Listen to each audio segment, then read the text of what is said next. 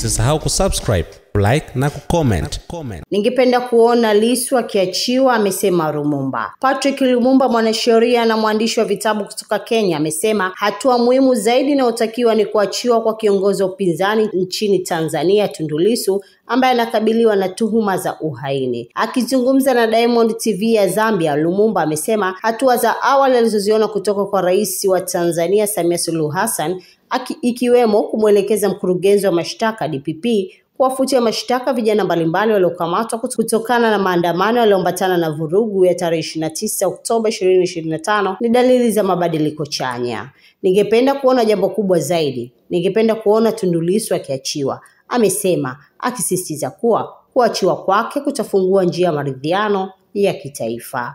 Lumumba ameongeza kuwa Rais Samia ana nafasi ya kihistoria kurejesha imani ya wananchi kwa kuanzisha mchakato mpana wa maridhiano, ikiwemo kuachia huru wote waliokamatwa kutokana na sababu za kisiasa, kuunda tume huru ya kuchunguza yaliyotokea wakati wa uchaguzi, ikiwezekana kwa kushirikiana na wataalamu kutoka Jumuiya ya Maendeleo Kusini mwa Afrika yaani SADC na Jumuiya ya Afrika Mashariki, kuitisha mkutano wa kitaifa utakaojumuisha vyama vyote vya siasa, asasi za kiraia, viongozi wa dini na wadau wengine muhimu kuzungumzia hatima na mustakabali wa taifa.